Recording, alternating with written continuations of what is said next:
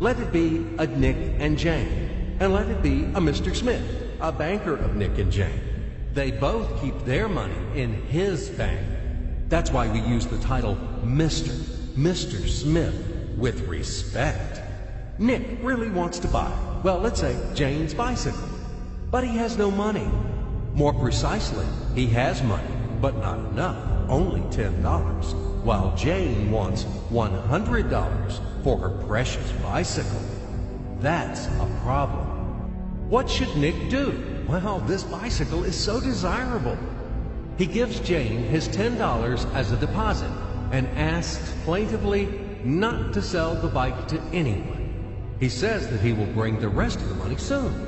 At the same time, he runs to his bank, to the respected Mr. Smith, to get a loan for the missing $90. As ill luck, Mr. Smith has no money at this moment, but he knows perfectly about $10, which Nick gave to Jane. And where will Jane bring his money to?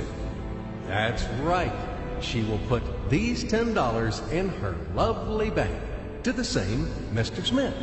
Therefore, Mr. Smith asks Nick to come back tomorrow in the hope that tomorrow he will get these $10.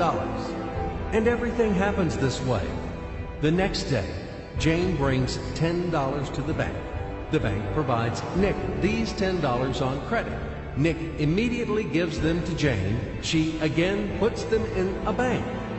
The bank again provides Nick these $10 on credit, etc. As long as Nick the fool will gather enough money for the bicycle. Don't you get confused yet? Be patient, I told you. These demons have been trying to confuse you during 1,000 years. These damn economists and financiers. But anyway, we will figure everything out. So what do we have in the end? Nick finally got the bike from Jane. Wow! But at the same time, Nick owes $90 to the bank, Mr. Smith. And the bank, in its turn, owes $100 to Jane. In other words, those $10, which existed initially, have magically turned into $200, $190 of debts plus real $10. But these $10 would also turn into $1,000, even in $1 million or $1 billion, if Nick would make a more expensive purchase.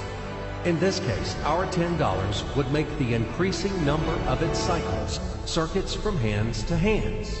That's it. So, what happens in today's world? SOS!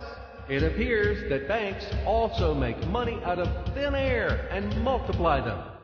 Not only Fed can produce money, but banks either. In short, everybody can do this, except you and me. We are not in the business at this celebration of life. I would like to print or draw some money as well. In fact, these banks multiply money without any control. And we're still wondering why the banker lives better. What are naive fools are we? Now it is clear why. The one who produces the money, of course, lives better. But this is not enough. From this moment, poor Nick will never be able to repay his debts owed to the bank, no matter how hard he would work. Silly Nick doesn't know it yet, that he's in slavery to the bank, in credit bondage forever, because those $90 which he owes to Mr. Smith do not exist in nature at all.